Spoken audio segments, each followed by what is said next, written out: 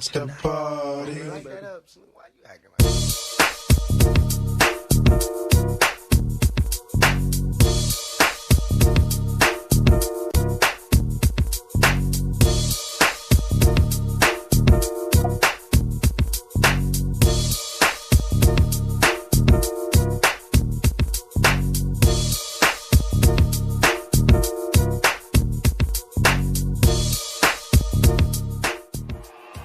I'm not surprised, motherfuckers.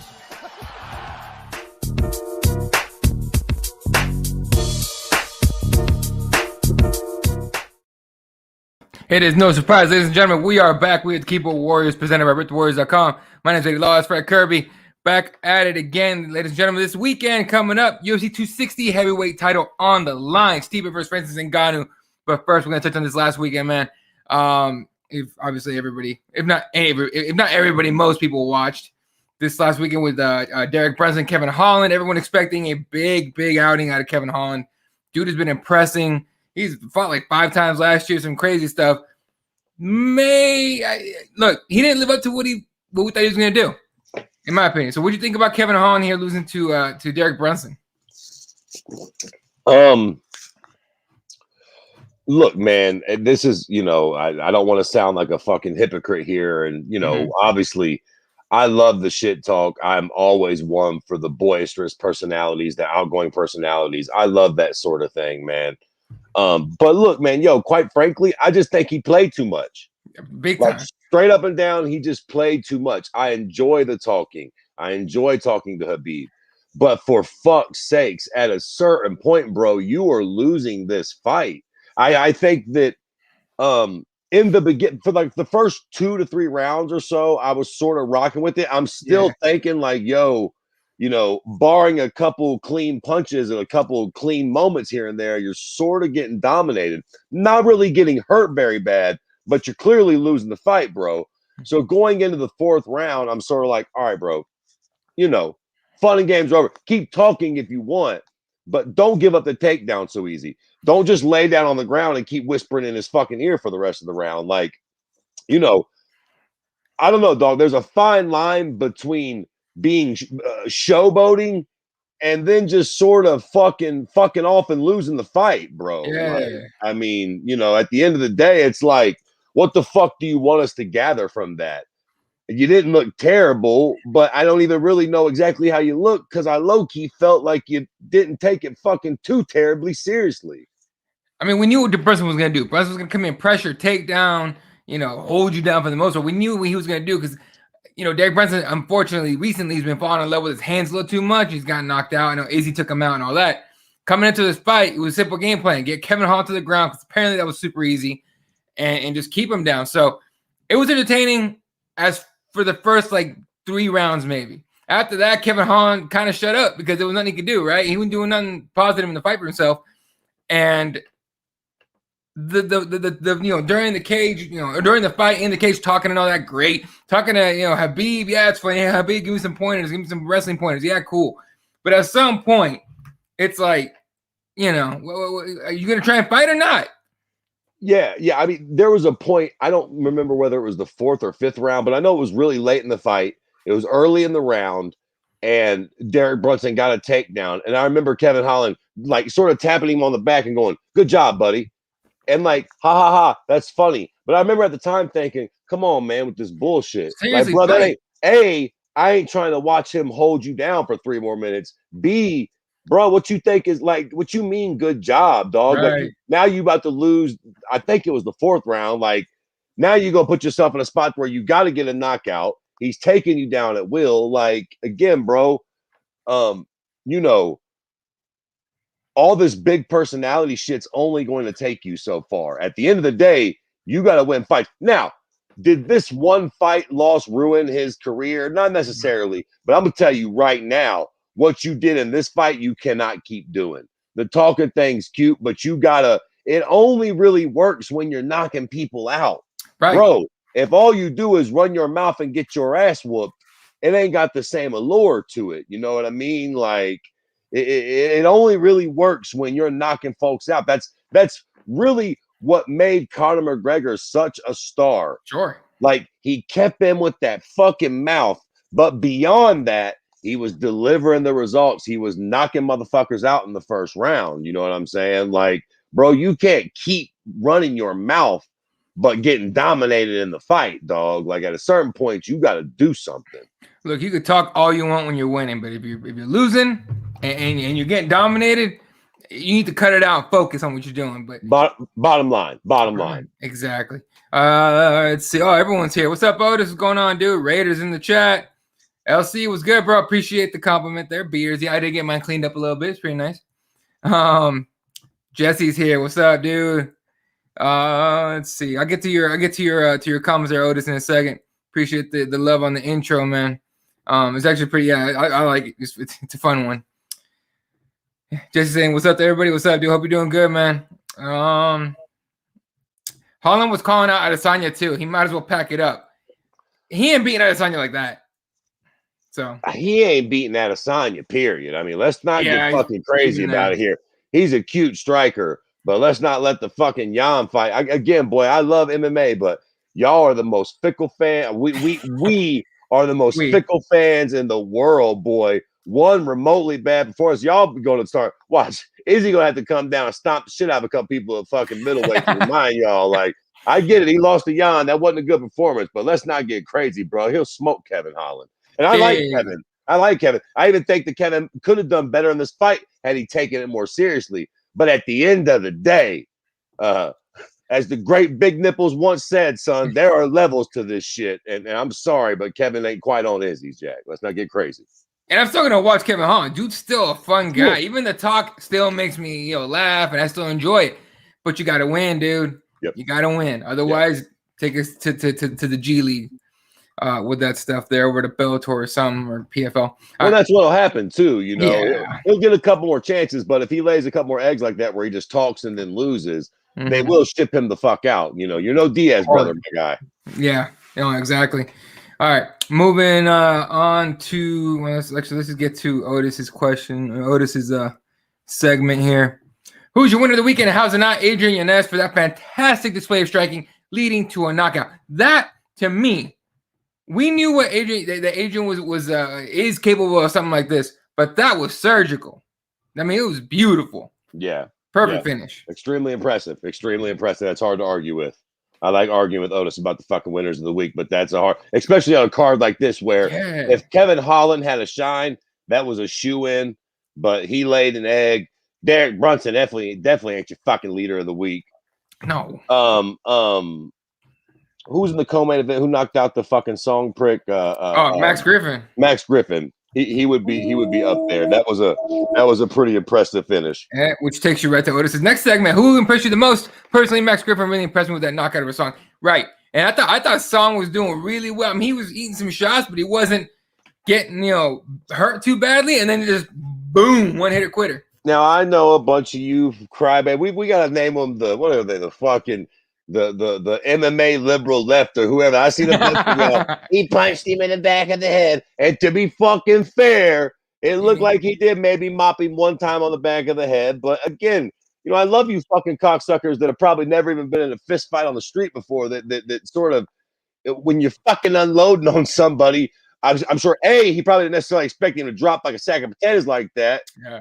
B, I'm sure he definitely didn't expect him to drop, face down. And when you're fucking letting him go, he only hit him with one more and then he backed off. So that being said, I thought the way that Song fell, not to fucking sort of shit on him after he got knocked out, but the way he sort of just, man, when somebody gets knocked out and they fall fucking face first, I don't know what it is about that visual image, but it's always fucking like startling to me. When somebody gets snuffed and they just fall like a timber tree face first, it's like, woo, like those are always bad ones, Jack.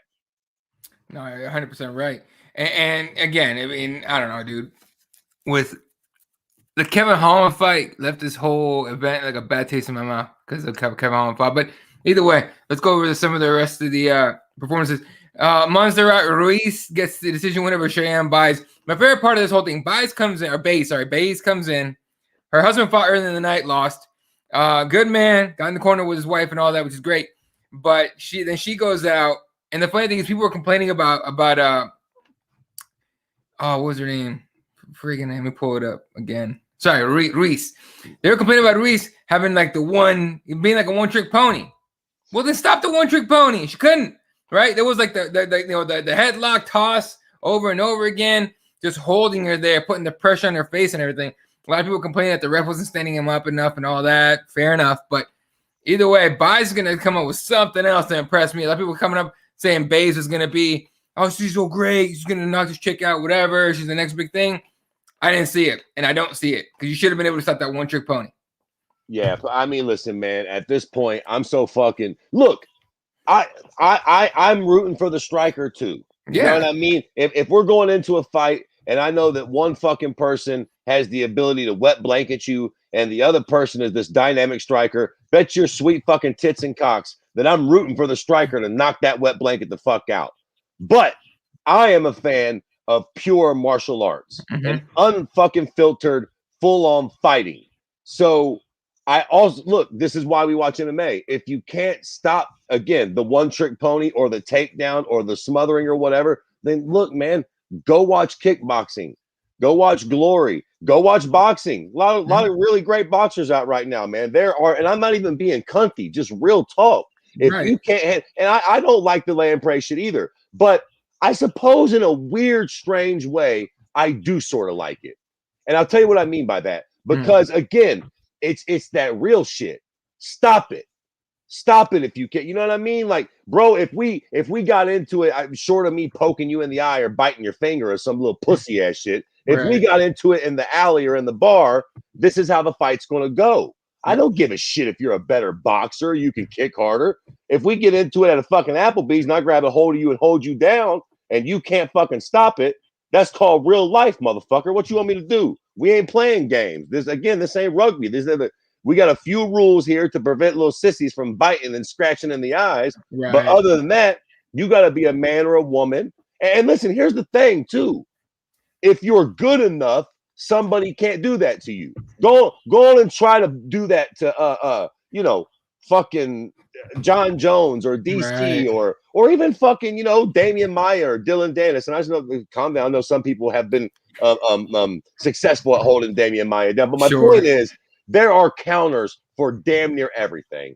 Short of you being fucking chest to chest and pulling that Brock Lesnar horse shit, and even then, if you're fucking sweet enough with your BJJ and you're good enough with your momentum and shit, and your reversals, there's a reversal for everything. So study your reversals, figure out how to get the fuck off the bottom, and don't fucking cry to me about it. And if you don't like it, as the fan or the fucking person being held down, change your fucking sport. Go on over to K1 where you're not allowed to do that, or go watch boxing. I mean, and again, I'm like, that's real shit. I'm not trying to be fucking cunty. Like, if you don't like that aspect of it, fuck off, with all due respect. No, you're absolutely right on that too. So you got to be able to stop. You got to be able to play the whole game in MMA. It's not just striking. And that, look, again, sometimes that bothers me too. I feel y'all, but that's also what I love about MMA, man. Sometimes a cocksucker can just hold you down. And yeah, that's annoying to me too, but baby, that's real life. That's why we love this sport. That's why the men and women in this sport that are the cream of the crop, that you can't do that to, and that will still knock you the fuck out, impress me so the fuck much. The fact that you can't do that to Jon Jones or Stipe Miocic or fucking Volkanovski or so on and so forth, that's so impressive to me. What the fuck is they got to deal with that bullshit too? You think every champion in the UFC ain't dealt with some cute cocksucker trying to just hold them down and wet blanket them? Sure they have. They just are better than that. You can't do that to them. That's exactly beautiful. That's the beauty of this. Exactly. All right, moving on here. We talked about Adrian Yanez. Taito Ibasa with the first round knockout of Harry Hunsucker. Harry had no chance. Harry had zero chance. So to be fair, Harry gets a fucking a golfer's clap for even stepping in there. But yeah, I mean, not to shit on the guy, but he was late replacement, a guy who probably shouldn't even have been in the UFC. What are you gonna do? Congratulations to Taito Ibasa. He looked good for about 0.6 seconds, and then it was like, oh, it's over. All right. Yeah, I mean, he just looked like a regional guy. You know what I mean? Like, no shade, but just real talk. Sure. Then first fight of the night, JP Bays loses to Bruno Silva, second round knockout. Montel Jackson with the first round knockout win over Jesse Strader. Trevin Gall's decision over Roman Dolidze. Grant Dawson to win the win over Leonardo Santos, and that literally last second KO, which is nice. And then this fight, Macy Kiyoshi, who everyone, I don't know if it's how you say your name or not, but who everyone's a big fan of, apparently. She's a big up-and-comer. Gets the decision win over Marion Renault, which is great. Fucking awesome win for her. But the bigger news is Marion Renault. We one and only Cupcake. Miesha Tate is back, and she's taking on Marion Renault in her fight, her first fight back, and Marion's last fight, because she's supposedly gonna retire after this one. So, what do you think about Miesha Tate coming back to this thing? Did you know? Well, I knew that Miesha was coming back, but Yeah. I didn't know she had an opponent that quickly, and I definitely didn't know it was Marion Renault. Fuck. Yeah. We got Marion July 17th. How old is Miesha? Ooh, let me find out. That's a good question. Don't say what I'm saying here. I'll find out for you. Terribly old, right? I mean, imagine she's in her like early to mid 30s. I mean, she's not no spring chicken, but she's not in her 40s, is she? Nah, there's no way. I mean, Marion is. She's 34. Miesha Tate. Okay. So, little long in the tooth, but she got a little tread on the tires. I ain't mad at it. Fuck it. Let's see what happens. She was always a tough girl. Ronda Rousey just happened to be her kryptonite, but right. I tend to think maybe she might get chewed up in today's, women's MMA fucking landscape. I think that the level of talent, actually, to be fair, this is sort of interesting. Bring her on back. Let's see what the level of talent. Let's see if it really has shifted that much. Give her a sort of give her a Marion Renault. If she don't come out and beat the fuck out of her, if that fight's even remotely close, then it's like, yeah, baby girl, things have changed a lot, and you ain't about to win this race no more. So Marion's a perfect opponent. She's not. Her game hasn't changed very much in the last 5 years, which is how long Tate's been gone. Hasn't changed very much, right? Same game. So if anything, it's a really good fight to come back to. Miesha can see what she's got left, if she has anything left. If she does good and maybe even finishes Marion, all right, give her somebody a little younger. See what this the new crop of female fighters has for her. Listen, to be fair, man, I mean, again, that was fucking 5 years ago. 5 years ago. But a win over Jessica Sarah McMahon. Then she submits Holly Holm. She gets submitted by Amanda Nunes, joined the crowd, and she loses a decision to fucking Rocky Pennington. Not a very bad record at all, by no stretch of the imagination. So, right. Yeah, I mean, it's been a long time since she's competed, so there'll be that. But fuck, I'm here for it. I can think of a lot worse fucking things, that's for sure. 100%. So that happened. Let me see what there's not a whole lot that went down this week. Everyone was just talking about 260, which we'll get to here in just literally a couple minutes.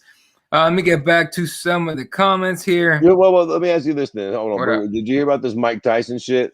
The Mike Tyson and Triller thing? Okay, all I know recently about Mike Tyson is that one of his old co-hosts or producer, whoever, has like beef with new guys on the show, but I don't know anything about Triller. Okay, so Triller is the platform, if I'm not mistaken, that Tyson did Roy Jones Jr. with. Yeah. And it's the same platform that Jake Paul is fighting, or whatever fucking Paul cunt it is fighting Ben Askren on. So they're trying to do Mike Tyson Holyfield 3. What? Rumor was Holyfield's people called Tyson and offered him $25 million to get the fucking thing done. No shit. But now Tyson has a hard on for Triller, and he says, piss on Triller, we ain't doing the fight. So then recently Tyson did an interview and said, oh, no, we're doing the fight. I just ain't fucking with Triller. We ain't doing it with Triller. So I don't know. It's an interesting fucking dynamic. I don't know I think Tyson says that he wants to do his own thing called like Tyson Fight Camp or some shit like that, which is interesting because Tyson is probably by far the biggest star on the Triller thing, but they sort of have the built-in audience for that though as well. Like they're having Ben Askren, Jake Paul without Mike Tyson's funny ass, and it'll probably do pretty good. Also, Frank Mir is supposed to fight. He was supposed to fight Antonio Tarver on that card. Oh my God! He got replaced with a some white heavyweight boxer. He fought heavyweight and cruiserweight. I forget his name, but very, very technical guy that's probably going to put a beating on old Frank. What the fuck? He's a bit of a pillowless boxer. Tarver pulled out. Yeah, Tarver pulled out. Oh, kidding. Okay. Damn. No, I'm sorry. Tarver didn't pull out. The Athletic Commission wouldn't allow it because Frank's gonna get messed up. That's why. Nope, not even. Why? So where are they at? They're in fucking, I don't know, Texas, Florida, wherever the fuck they're at, wherever that fight's happening at. That state has some law that if you're above 50, you can compete, but you have had to have been active under a certain amount of years. And I think the stretch was like 5, and Harvey's been out for Antonio Tarver hasn't been active in that long. 7. Yeah, so he didn't make the cut, so he couldn't Damn. compete in that state or whatever. Because I like Tarver too. I want to see Tarver fight. Damn. Yeah, I thought that was interesting, but anyway, Well, so I don't know. We'll have to see how all that shit pans out. But I think the whole Mike Tyson Triller thing is sort of interesting because it's like I wonder how all this will play out. Who was going to win that little war? Yeah, I'm trying to find out what's going on with this Triller Mike Tyson thing. But Tyson put out, he's going to do an event called Legends Only League. This is weird. Like I don't. Yeah, Tyson seems like he's a little fucked in the head right now too. To be fair, to be honest, I think it's more than that. So a second ago, I mentioned his former co-host, podcast co-host, and all that. Basically, on his end of the story, because obviously you don't get the other side. His side of the story, basically, he got pushed out by the people by Tyson's people, right? It's very possible Tyson's people are the ones pushing this whole thing, and not necessarily Tyson himself, right? So who knows with that? We're gonna see, but I'm fully expecting some kind of legal stuff going on, left and right with with Triller and Tyson. So we'll see what happens, man. All right, let's get some more comments here. All right, Otis with the fight announcement: Jacare versus Andre Muniz for UFC 262. I'm assuming possibly Jacare's last fight. Who knows? Yeah. I was gonna say it's so weird seeing all these great legendary fighters sort of come to the end of their. It's strange. Like I used to be a Jacare fight got announced and the world stopped, and now it's like, okay, like probably his last fight against an up and comer. It's very strange, sort of. Don't get me wrong, I'll watch it, but it's sort of bittersweet seeing him fight a cat like Andre Muniz. Yeah. No, and Jacare ended up in like Bellator or something. That guy's not done fighting. There's no way that dude. I mean, when COVID first, that dude was like just scratching and clawing for a fight to pay his freaking mortgages. This whole thing, it just sucks. I'm hoping he figured that out, but we'll see. Jennifer Maia versus Jessica Eye for July 10th. Now, okay, cool. It's a fight and everything. Jessica Eye's back. Did Jessica Eye start an OnlyFans? Yeah. So you a wild dog if you signed up for Jessica Eye's OnlyFans, Jack. So here's the thing about I'm not gonna knock her. I'm not knocking any lady that's jumping on OnlyFans. Do your thing. I'm not a big fan of people kind of crapping on her for it. Like shitting on her for it, right? I don't think it's cool. Not that I don't think it's cool. I think everyone has their own opinion and everything. But it's like, all right, cool. But don't come out and body shame the chick. That's immediately all the tweets I was seeing. People body shame, like saying some like kind of messed up stuff about her and stuff. Which I'm not gonna lie, I laughed at some of it. It was funny. It was just you just know it's kind of wrong. But one that made me die and laughing. Somebody, and it was I want to say it was I think it was Middle Easy, the actual website account. Said if whoever paid if you paid for me for Jessica Eye's OnlyFans, you should be on like a criminal watch list or something like that. I fucking died laughing. Yeah. I was like, oh. Look, I ain't hating on Jessica. I'm just saying the guys that pay that money for it. You a wild dog, Jack. I mean, look, all bullshit aside. Look, get your money, sis. Hell yeah. But for me, seems like it's a pretty competitive market. I mean, we all give shit to Valerie Latordo and Paige Van Zandt, but I mean, come on, baby, let's keep it a buck. When them hoes got OnlyFans, you ain't getting no money out here on these streets. Like, have you been on? I don't know what you doing on OnlyFans. Like, maybe I ain't hit. Maybe you motherfucking on there piping your little girlfriend with the toys and the whole most of it. That might, but like, if you think you gonna be on there in thongs showing your little butt and making money, like the competition on OnlyFans is steep, darling. Barry steep. She's late to the game. She wants to do that stuff. Yeah. So it is what it is. Good luck to her. I don't care. Good luck to her. I hope somehow she makes a bunch of money off of that. And then good luck in your fight with Jennifer Maia, who's a bad chick on her own in her own right. Jamal Hill against Paul Craig, UFC 263, June 12th. Nice. Yeah. There's gonna be a crowd for that one. I seen a little. They were in a little Twitter beef. Yeah. Paul Craig was accusing Jamal Hill of faking having COVID. And Jamal Hill was like, "Bruh, I would never fake having." Why would you fake? Ain't nobody afraid of you, my dude. Like, no, dude. That's okay. That bugged the hell out of me right there. All right, moving on. Ryan Hall got a fight. Leah Topuria, July 10th. Ryan Hall has a hell of a time getting a fight, man. Hell of a time on that. So good for him. Yeah, that's interesting. That's interesting that he's taking that fight. Congratulations to him for taking it too, because that's a fucking lose for fucking Ryan Hall. Dude's a goddamn animal, and nobody knows. So like, No, yeah, it sucks for him.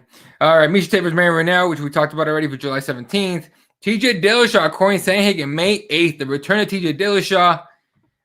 What are you expecting out of? I want to say he's like 35 now. And like 2 years or whatever it's been, 2-3 years inactive TJ Dillashaw. Honestly, bro, no fucking idea. I mean, the cute, like you said, the cute prick ain't fought in 2 years. Oh. He's getting long in the tooth, and he was flat cheating his tits off. Flat admitted it. Like there ain't no fucking speculation about TJ. I'll give him that. Him and old Chael flat came out and said, "You betcha I was cheating. I was cheating like a motherfucker. Sure was. So I got no fucking clue. How good was he? How much of that was the steroids? I mean, again, the man did just flat come out and say he was cheating, so he was definitely doing all the good stuff. Like it wasn't on no shit where he was like maybe trying to nurse an injury or some shit. He was flat cheating, trying to improve his performance. Real talk, I got no idea what to expect out of TJ Dillashaw. You know, and maybe it didn't increase his performance that much. Maybe he'll look pretty much the same. I mean, I sort of have no idea. I mean, I would imagine the safe money's on Corey Sandhagen as he's been active and not cheating and still looking great. But I don't know what the fuck to expect out of TJ Dillashaw at this point, to be completely honest. And nobody does. And that's the aura on this one, right? Meanwhile, Sandhagen and whenever TJ Dillashaw gets him right back into at least talk about a contender fight. So we'll see. Raider says, "Man, I'm happy to have Tate back. I hope she looks good." She looks good. Whether or not she looks good in the fight, we'll see. Jack Emerson against Edmund Shabazian for UFC 262. Okay, now that's a fun one. That's a fun fight. That's a really good fight. Same card. Du Bronx, Charles Oliveira, Michael Chandler for the Belch. How do you feel about this being the title fight and not Poirier against whoever? I don't give a fuck. No. Look, you know why I don't give a fuck? Because it's Poirier's decision. To the best of my knowledge, Poirier chose the money, the trilogy with Conor. Yep. The belt's always going to be there. The money fight with Conor ain't. Everybody knows what time it is. I ain't mad at it, really. I ain't mad at it. Like, I ain't really mad at it at all. Like I said, It was Poirier's decision to take the third fight. So if he basically was like, you know, fuck that belt. Or like I said, the belt's always there. God forbid he knocks Conor out again. He's fucking flying high like Ozzy Osbourne. Yes, and then he goes, I come hell or high water. No matter who wins that fight, they're fighting Dustin Poirier next. And he's got another big fight for the belt, all the money. Who gives a shit? Let them fight for it. Like real heads know anyways. Again, if Poirier comes out and knocks out Conor, like I think that really, to be completely fair with you, and obviously the geniuses at the UFC's marketing department probably have thought this out a lot more than me. For sure. It sort of lines up an even bigger, you know, because you sort of are going to have two champions. Right. Like hypothetically, if Poirier does knock out Conor again, everybody going to low key feel like he's the champ anyways. But then let's say that, you know, Du Bronx comes out and submits Michael Chandler. You are going to have a portion of the fans that are like, yo, he's the real fucking deal. Yep. So that when Poirier and fucking, you know, Du Bronx finally fight, it'll sort of be like champ versus champ. I mean, Dustin Poirier won't have the belt, but he'll be the people's champ. Yep. And then Oliveira will have the belt, you know what I mean? But I think a lot of people will still be like, you ain't really champ until you beat Dustin, especially if he beats Conor again. Especially if he beats Conor. And that's a huge key right there. And if he beats Conor again, he's next for the belt. It don't even matter. And just to play this whole scenario out, if Conor happens to beat Dustin, Sorry to all you Dustin fans out there, but there won't be a fourth one. Nope. And Connor's going to walk straight into the fight with whoever the winner of that fight is, Champions. and it'll be win-win situation, man. I ain't terribly mad. Do I think Poirier should be the champion? Sure. Since he's not, is this the literal best case scenario? Yep. No, I agree. I'm not a big fan of Michael Chandler getting a title fight off of one win, which don't matter who it's against. But again, I've said this a million times before. We're past deserved in the UFC. We're talking only money. And for some reason, fans give a shit about pay-per-view buys and crap like that. So I don't know, whatever. But just to fight back on that a little bit, Sure, the only other guy really is Gaethje. He's the elephant. He's the elephant in the room. Mm-hmm. If not for Gaethje, I've got no problem Chandler being there. I suppose, Gaethje could be in place of Chandler, and none of us would be mad at that, and that might be more deserving. So, true. If I'm Justin Gaethje, I might have a bit of a gripe. But short of that, fuck it. Chandler got a knockout win. He's fresh blood. Let's ride with it. Yep, give it to him. All right. Moving on to, I'm losing my friggin' mind here. Here we go. Robert Whittaker, Kevin Gastelum, April 17th. Who dropped out of that fight? Oh, someone dropped out of that fight. Oh, is that fight done? That's not happening now? Whoever Robert Whittaker was fighting before is out. I can't remember who it was anymore, but fair enough. But Kevin Gastelum, more than deserving opponent for a guy like Robert Whittaker. Oh, okay. Yeah. Tony Ferguson against Beneil Dariush, UFC 262. That 262 card is going to be nice with the crowd in there. It's going to be, I think 261's with the crowd, right? Probably 262 as well at that point. Yeah. But either way, dope. Raider says Conejo flipping off base was gold. Okay, so here's what happened. Everyone thought Conejo spit in her face. It wasn't a spit. She was just talking shit, and then they went back and forth, and she flipped her off. Right. Yeah. I can't fucking wait for Dillashaw. There you go. That was awesome. Yes, that was awesome. Base said, "I will follow you home, bitch." I will follow you home. But be careful of that shit. That might get taken the wrong way. Goddamn life threat. Seriously. Garbrandt versus Rob Font, May 22nd. We talked about that. It's a dope fight. That's a great fight. Yep, agree. It's gonna be fire. Ariane Lipski versus Montana de la Rosa for June 5th. Big fight for the La Rosa right there. Mm-hmm. Lipski, for some reason, has much more of a, push behind her right now. So, Alex Oliveira versus Randy Brown, UFC 261, April 24th. That's a fun fight. Good fight. That's a nice pay-per-view opener. Yeah, solid. He gives both guys a chance to make something happen. Cheyenne got handled for 3 straight rounds at that. I was talking about the base fight. Edson Barboza versus Shane Burgos, UFC 262. Again, that card, fire. There's very few entertaining female fighters, in my opinion. Amanda.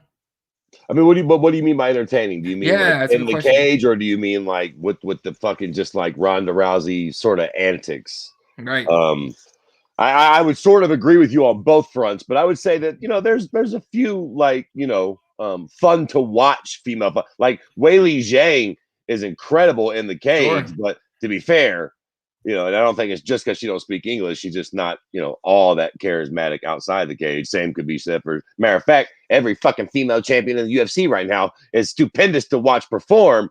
But beyond that, isn't exactly turning on the fucking Henry Cejudo fucking charisma. Telling you. Kairos, what's up, dude? With the Macy, he's a big Macy fan. Okay, Kairos, you gotta let us know something, bro. Since I got you watching here. Kairos got suspended on Twitter. And then he had to come back with he came back with another one at Kairos MMA 2, I think is what it is. I already followed it, man. But if y'all followed Kairos in the last one, go follow him in that. I think at Kairos MMA 2. Kairos, let me know if that's right or not, so I can put it up on the screen. But yeah, he got suspended for I don't know why. I still want to know why. But there you go. If you follow the man, the myth, the legend, Kairos, go follow him again. Congratulations. I got suspended off Instagram one time. Welcome to the club. You got to back in with a different fucking handle. Cute cocksucking social media. Rebuild. The crappy part is I know I got suspended. I had 5,000 followers and it took a minute to get right. And I got suspended. I haven't got my shit back at all. And I'm only up to 1,400, which, whatever. I don't give a shit anymore. But Kairos had 10,000 followers. That sucks. Yeah, that's that sponsorship money, Jack. You start getting little blue checks and endorsement deals. You get up them 10 fucking bands. You got people out there with 10,000, with 100,000 freaking followers with garbage takes, And Kairos has got good ass takes, and he's entertaining as hell. And you gonna suspend that? Come on, man. Probably a That's hater, silly. man. Something I don't know what happened. On Twitter when somebody, especially MMA Twitter is filled with a bunch of fucking haters, man. Like big time haters. And Kairos is sort of like blew onto the scene, had a lot of success, very charismatic dude. I'm sure somebody out there probably was just hating and just waiting on that damn dude to post some sort of video or something with some song copyright infringement or something. So they was just waiting for that motherfucker to post anything. Jack to be like, yeah. Hater, yeah, reporting. I hate that stuff, dude. Oh, a bullet for Jessica Andrade, UFC 261. Yep, we knew about that one. Saw a card again. Burgos Barbosa. I don't even know who to pick there. Nobody does. It's a dope ass fight. Miesha got the right opponent back. Miesha about to wrestle the life out of her. I'm telling you, it's a good opponent to come back to. See what she's got left. Thank you, Cheson. Cheson's how you say it? Macy Cheson. Macy Cheson. I always just call her Macy because that's what everyone else calls her. I go Macy and everyone knows what I'm talking about. So, what? No. Wait. You see that? I mean, wait, what are they doing? I'm looking it up right now. That's boxing. Are they boxing or are they doing kickboxing? Are they playing Parcheesi? What exactly is Anderson Silva doing with Julio Cesar Chivas? Okay, so Chavez Jr. is the son of Mexican super legend Julio Cesar Chavez. Chavez Jr. is garbage, in my opinion. He's my countryman, but I can't stand the dude. Like, he's just trash, right? Overall. But so this is reading off of what website is this? Bloody Elbow. Anderson Silva may be done with the UFC, but his name remains relevant in combat sports as a whole. On Monday, ESPN confirmed that the Spider is currently in negotiations to fight Julio Cesar Chavez Jr. in a boxing match on June 19th. So they're looking at, let's see, a 10-round fight. Dude, Silva's 46. Chavez is 35. Yeah, that's the problem, man. I think I don't. In boxing. Yeah, that's what I was saying. I think Anderson Silva is going to get his fucking ass lit up. Yeah. I think these MMA guys going into boxing need to wake up, man. The crossover thing in general. Yeah. Like, if you're going to do it, like, you got to take it extremely seriously. You can't just jump over in boxing, dude. I mean, we'll see what happens, but like, you're probably going to get lit up. It's just not the same. I don't care how much you practice boxing or how much you've been boxing. And even how much maybe, he ain't quite his daddy. All he's been doing is boxing. And listen, I don't even mean like, I don't know, throwing hands. Yeah. You understand what I'm saying? Like, boxing for MMA is different, man. You just need that one good punch because them gloves are so little. Boxing is a sport. There's ways to win rounds, ways to sort of like dodge the punches. Like, you're not going to be able to compete with guys who have been boxing in boxing rings with boxing gloves their whole lives, man. They just understand that sport. Like, bro, you're about to get go and do you, Anderson. I mean, for all it's worth, but in my opinion, I watched Anderson knock him out for all me talking about shit, but it just feels like he's going to go in there and get worked. Probably. I mean, it's very, and just straight boxing. Yeah. Who knows? I didn't even know that fight was even a thing, dude. I've been really busy the last couple of days. All right. I would say Jacare is 41, but he seems like so much older than that. Kairos comes back with Jacare has been 40 for the past 10 years, right? He's just been fighting forever, man. That's what I was saying. Yeah. Jacare is sort of one of those sad cases where we just got him too late. His best years were spent in fucking Pride and Dream. And maybe even fucking like Strike Force past that. But like by the time we got him at the tail end of his greatness. Yeah, so I mean, at least we got a few good fights out of him. Good for him, and I hope hopefully he saves something. More on your beard, bro. Hey, there you go. Frank, come on, KO Stipe. We'll talk about it here in just literally a couple more minutes. Don't shame me for buying her OnlyFans. I'm only trying to see something. Talking about Jessica I. Let's see, Ngannou and you, Paige Van Zandt. Sandhagen is red hot right now. Sandhagen just got beat, didn't he? Nah. Sandhagen's fucking. He got beat by fucking Aljo, but that was 2-3 fights ago, or at least 2 fights ago. Okay. I forget who the fuck Sandhagen just beat, but he just beat somebody really fucking big. Who the fuck? Oh, Frank Yeager, right? Didn't he knock Yeah, out? yeah, he knocked out. The flying knee. He knocked the hell out. Yeah, and he awesome, Frankie. dude, on some scary knockout shit right there. TJ and Marty on the juices text. He's been saying, I gotta give it the text. He's at least consistent with that. And John with the picos, the picograms, right? Raider says, I don't give a fuck. Let TJ come out with his Roy Nips. I love his fights. Yeah. Let's see. Justin is getting hosed, talking about the lightweight fight, title fight. Fair enough. Yep. Fred is right. Poirier chose the money, and nobody can blame him. Let's see what else we got. Oh, Till. It was Till versus Robert Whittaker. Oh yeah, that's right. That's right. What? But now Till's fighting fucking Vettori, right? Yep. Later on. Oh, a bit later. Yeah. It was. Oh, sorry, Paulo Costa. I'm not Till. My bad. I don't know why I thought Till. I think I'm. Okay. Yeah. Okay. Yeah. Paulo Costa pulled out because that's what it was. That's what it was. Was it COVID? COVID? He got something about COVID. He couldn't. He wasn't. Yeah. I think so. Yeah. Otis, you work for Dana or something? You the man. Now Otis just pays a lot of attention, and dude's got a killer memory or something. Amanda Nunes talking about the more entertaining female fighters in MMA. Jose Chavez Jr. is a quitter. Anderson will box that Chico up. I hope so. Okay, well, here we go. Now we got a little fucking twist happening. Brandon says, sorry, I'm late. I was having too much fun doing Zumba. Hey, I ain't hating your game. Spoken like a true dad. I'm telling you. What are my peeps? And Fred, beer game. Hey. Hashtag beer game. Yep. I'm going. It's gonna get hot here in Arizona real quick, so this is gonna stay like short, but stay close to the face in Arizona. Hell yeah! Till is next week. There you go. All right, let's talk about it, folks. This weekend, UFC 260. Still no crowd. Probably the last pay-per-view of the year. Where actually the last pay-per-view, hopefully ever, where we don't have a crowd. And the only reason I'm gonna miss it is because I like hearing the corners. I like that the fighters can hear DC and those guys. And I like hearing the impact, but and I hate the booing and the wooing. That's the worst part of a crowd, like no other. But there's nothing like the reaction of a crowd when you get a huge knockout. So, fair enough. 261 is going to be dope, I'm sure. But UFC 260 in the Apex, first fight of the night, Shane Young against. Sorry, no, it's not that one. It's early prelim. Andre Barriault taking on Abu Azaitar. In fact, is this not the fellow that got busted in? Didn't he get busted in Abu Dhabi? I don't know if he. Is that him? I don't know if that's him, but that dude's back. Yeah, he's back. Yeah. I know they didn't cut him. I mean, they cut him. They did cut him, but they let him back. Yeah. All right, that's an early prelim. Regular prelims. Let's see, 5 p.m. Pacific time, 6, 7, 8 p.m. Eastern time. Shane Young against Omar Morales was the first fight on that prelims. Then Modestas Bukauskas, Jesus Christ, against the other guy was the impossible last name. Okay, I'm done with that shit. But this fight's happening. Jared Gooden against, Jesus Christ, Abubakar Nurmagomedov. It's hard to bet against a Nurmagomedov, so, take it as you will. This is a good fight right here. Alonzo Menifield against Fabio Charant. Menifield's always fun to watch, so we'll see what happens.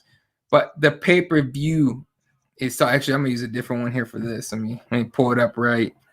The pay-per-view is actually pretty good. Pay-per-view's fire. Yeah, and it's definitely one of those where if you got your buddies coming over, just split it and go for it. It's definitely not. I mean, you can find other ways to watch it, but still, first fight on the pay-per-view kicking off at I believe it's Jesus Christ, my computer is just not wanting to work with me. I know you guys can still see the card, but I'm trying to pull it up myself here. There we go. All right. Kicking off at 7 p.m. Pacific time, 10 p.m. Eastern time. Jamie Malarkey taking on Kama Worthy. Kama Worthy is another one of those up-and-comer guys. And they're both coming off losses. So who are you taking in this one? I think Kama Worthy he's coming off a loss, isn't he? They both are. Yep. Okay, I don't give a fuck. I'm still going with Kama Worthy. There you go. All right. After that, we're going to the ladies, the flyweight women. Jillian Robertson against the new hot name at 125 flyweight. Yeah, 125. Miranda Maverick, who showed out pretty good in the last fight, coming off a win, obviously. We got wrestler against jiu-jitsu practitioner. Who are you taking? Well, listen, I'm a hype train rider for now. I'm going with the Miranda Maverick chick. She's looked really great. She's fucking all the rage. She's all the hype. flyweight needs some fucking hype right now. Come on, Miranda, win. Let's let this fucking train keep going. Right. Let's see. Brando says, I've already said it. If you're fighting a Dagestani or anyone whose last name ends in O, you better cheat. Yeah, you better cheat.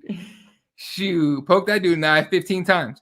All right. And for the first fight, I'm taking Kamaworthy, and the second one, I'm taking Miranda Maverick. Then up next, the guy that thinks he's undefeated in his own head tried to clear it up, made himself look even dumber with comments about Megan Anderson. Sean O'Malley taking on Thomas Almeida. Who are you picking in this one? I tell you what, man, I like Sean O'Malley. He said some goofy shit about heroin. He said some goofy shit about the loss that he had fucking incurred. But I like him, man. I like the way he fights. But I tell you what, Thomas Almeida is no fucking joke. This is the shit or get off the pot moment for Sean O'Malley. He needs to come out and no more excuses, homeboy. If your little fucking kneecap don't hold up or you're fucking, there can be no more excuses. This is one of those situations where even if it ain't your fault, it's your fault. Right. So you better hope don't nothing go wrong, Sean O'Malley, because you need an impressive performance to keep this train on the track. You this close to motherfucking get thrown with a ton of other folks that we thought was going to be some shit that they ended up being. I mean, all right. You said you didn't lose that last fight. You sure shit did. I watched it. But fair enough. We'll go along with that. You didn't lose. Your little knee buckled, so on and so forth. You're going to try hair on. You talking to that little ugly boy about he wouldn't fuck old girl. You've done said a bunch of goofy shit, but you better come out and thunderstrike this Brazilian cat. Yes, sir. Or all that shit's done. And the bad thing for you is, or the good thing, depending on how you perform, Thomas Almeida is no joke. He's a bad dude. If you come out and you actually knock him out, then we'll sort of be back on track, and all that bullshit you said will pretty much be fucking, redeemed. But if you come out and even win like a boring decision, or God forbid you lose or get beat. Yep. Thomas Almeida is going to come out, kick the hell out of Sean O'Malley and knock him out. I'm calling it now. And O'Malley can just, skedaddle over to PFL for all I care. I don't care about O'Malley. Just whatever. All right, moving on to the co-main event. Whether or not you believe he deserves it, he's in it. Tyron Woodley taking up Vicente Luque. Woodley saying a lot of stuff this week about, I think what he said yesterday or today. He said quitting is not an option. I've got to go out on top, yada yada. Whatever that means to anybody or to him, he is a friggin' was it like a 3-fight losing streak? Yep. He needs this W so bad, just to stay relevant and get a fight in the UFC. I can look. It's no secret the UFC or Dana's probably not the biggest Tyron Woodley fan, especially now. But he's still a name and a very much gatekeeper. Look, this guy needs a win, man. He needs. It's almost like win or go home. It almost seems like that. What do you think?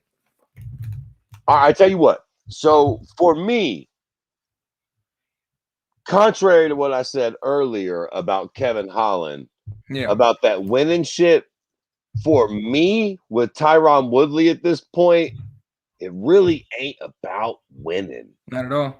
What I need to see Tyron Woodley do is fucking get after it. Do something. If Tyron lets those hands go and gets clipped in an exchange and knocked out, then goddamn it, Tyron said he needs to go out on top. Fair enough. It's his career.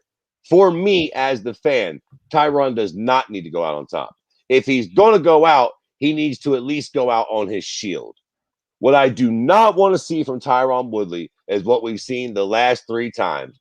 Him not letting his hands go, him sitting back and sort of getting point fighted to a boring decision. Fuck that. Come out, let your hands go, either knock this fool out, dominate him, or get knocked out yourself. Go out on your sword. Like I said, all bullshit aside, I will have so much more respect for Tyron if he's just willing to put himself in the line of danger to either get the finish or be finished in this fight to make it exciting for the fans. I know that sucks. I sound like a selfish cunt. Why should Tyron Woodley get CTE so you can be fucking entertained? Because that's what the fuck I paid for. And I'm a fan. So go out there, let your fucking hands go, let your nuts hang, and put on an impressive performance, man. Because sometimes that's all you need. You don't really, real talk, dog, if they had a back and forth brawl bleeding, both of them beating the shit out of each other, but Tyron lost the fight. Be a win in my book. Be a win in my book, Jack. Just let it go. I want to see you let it go, Tyron. I don't give a fuck whether you win or lose. Hopefully you win, but like I want to see you let them hands go, man. Like make it a fucking dogfight. If Vicente does win, make him fucking bleed and work for it, man. Yep. Look, you know, I'm with you. And to me, he still needs a big time. He needs a W to do anything. But you're right. He needs to show that he can fight, that he can still fight, that he can still do something. Just going to the comment section real quick. Texas 1 loss away from Mike Perry. Woodley championship days were terrible. They weren't terrible. They weren't great either. It was more like the 3 fights before he won the title were awesome. Woodley has look watching his last 3 fights. Yeah, 15 straight rounds of inactivity, and that's the problem. That's the problem. Inactivity in a fight. You didn't move in a fight. Show me you can at least move in a fight. And at this point, like I think he's in danger of his legacy if he cares. I think he does. He has mentioned he does care about his legacy. His legacy could just right down the toilet as a guy who just lost it out of nowhere.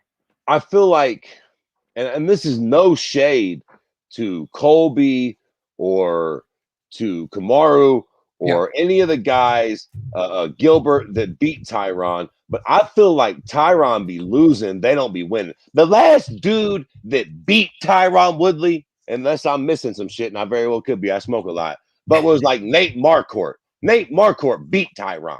He took it from him. He knocked him the fuck out. He starched him on this. He said, give me this win.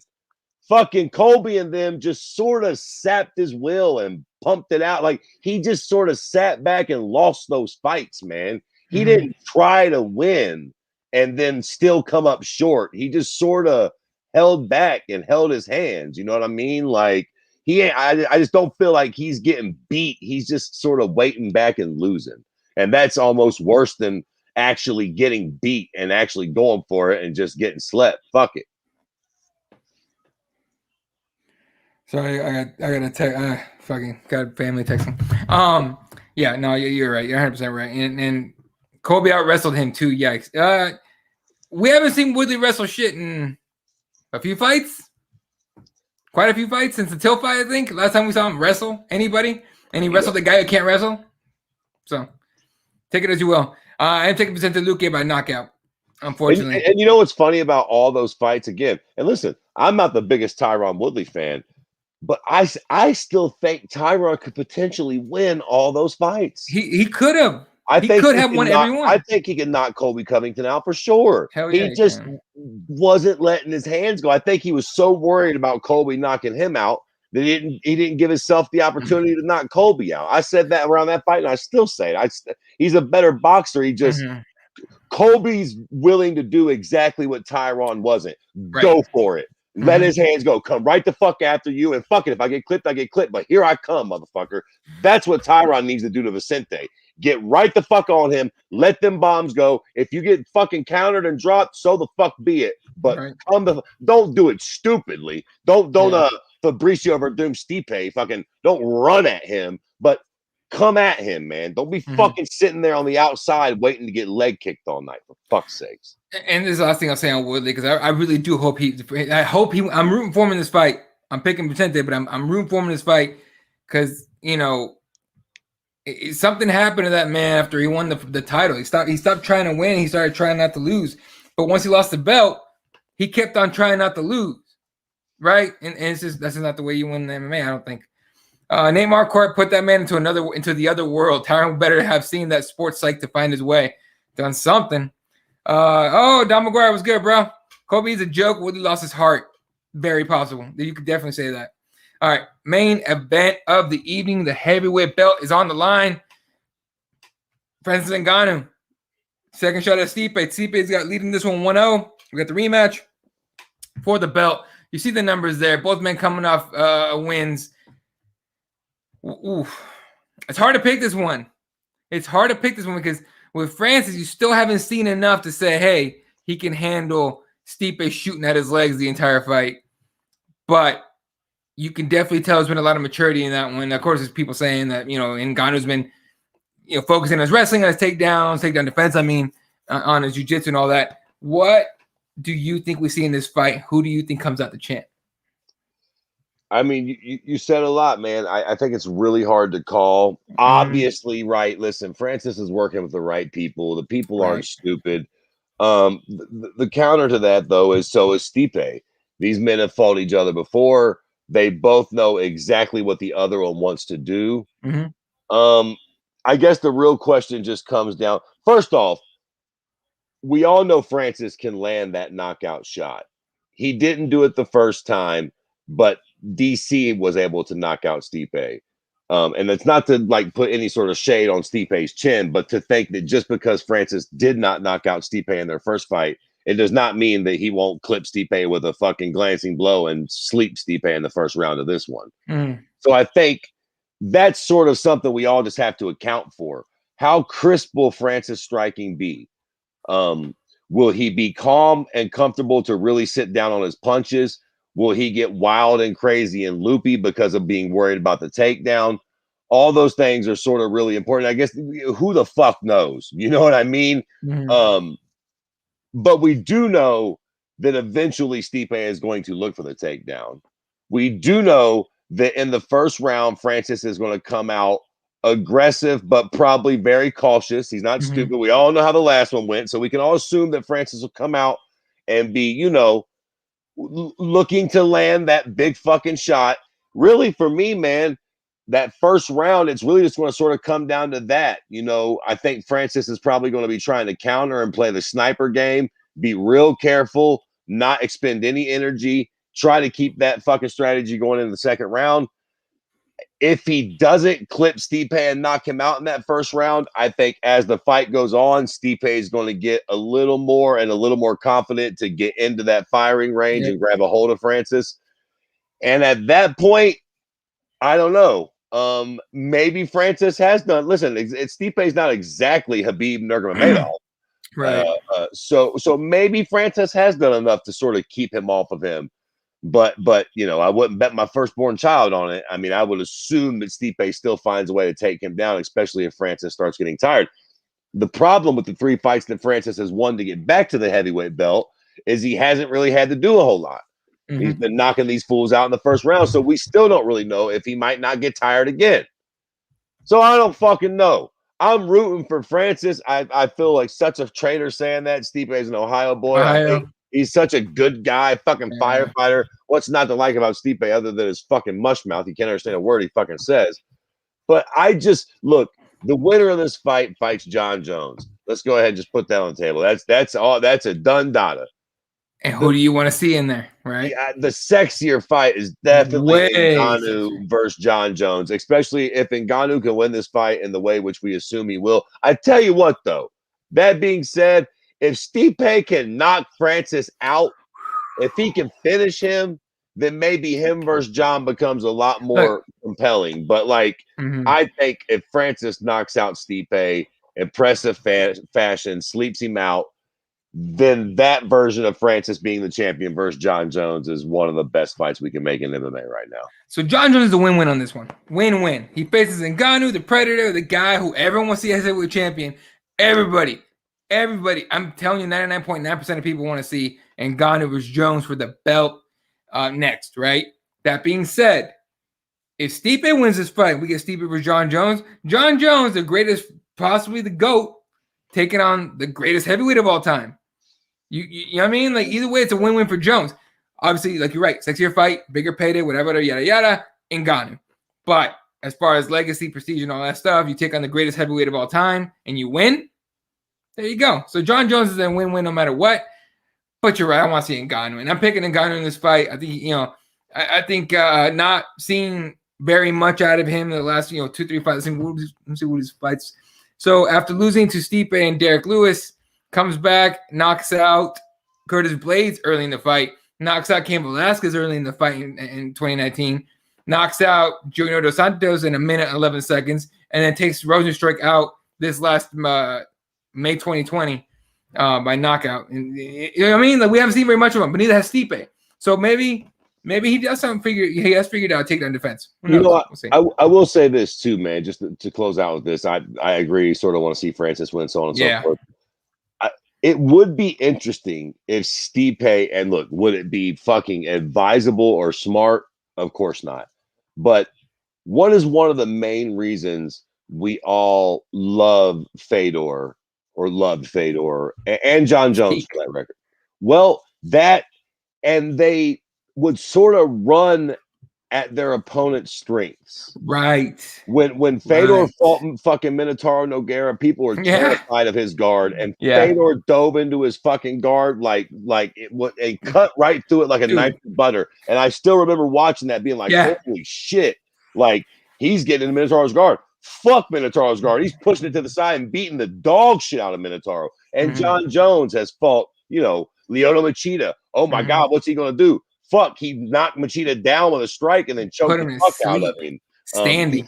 Outstruck Rampage. I mean, so on and so forth. Right. Taking it all back to the Shogun fight. Oh my God, how will he beat Shogun after out wrestling? Nah, he outstruck Shogun in a kickboxing match. He went right at Shogun. So, like, if Stipe wins this fight the same way he did the first time around, what we're all sort of predicting, weathers the first storm and the first 2 rounds and then sort of out wrestles him for the last 3. Yeah, that's the greatest heavyweight we've all known and loved. But I tell you what, if Stipe got a fucking hair up his ass and came out in that first round and came after Ngannou like Ngannou usually comes after people, and by some stroke of a miracle knocked Ngannou the fuck out like Ngannou usually knocks people out, if he comes out and crow cops Ngannou, cross the cage, boom, head kick, and fucking Ngannou's just asleep on the cage, it's the little things, man. But, he could win or he could fucking win.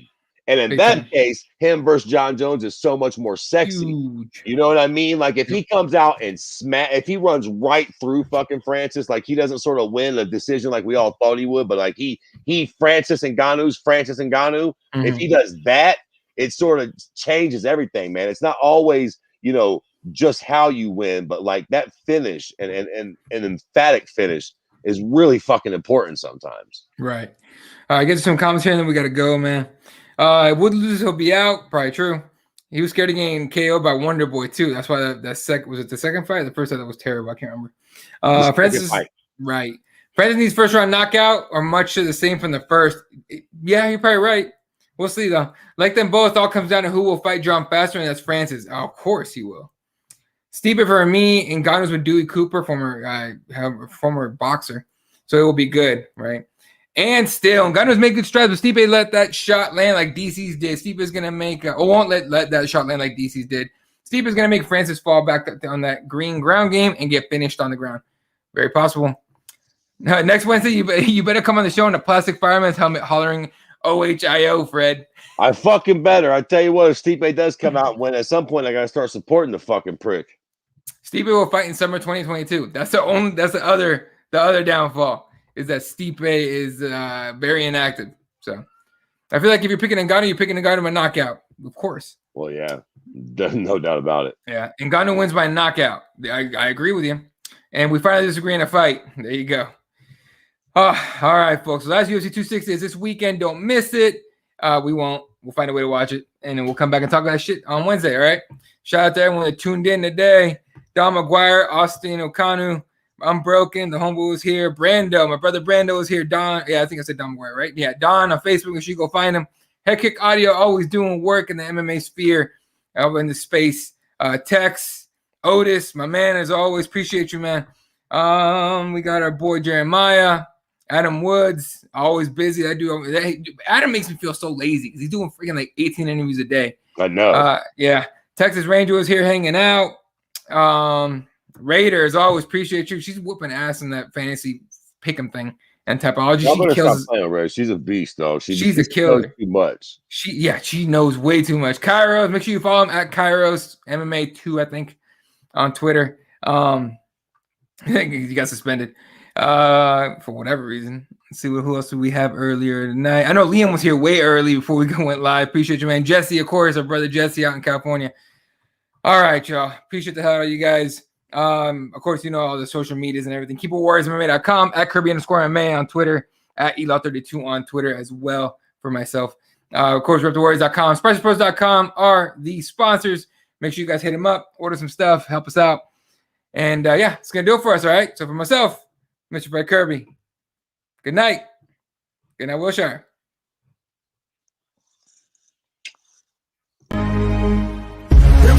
turn it up, let it start. From block to block, we snatching hearts and jacking marks. And the punk police can't fade me and make me. We can have peace someday, G. But right now I got my mind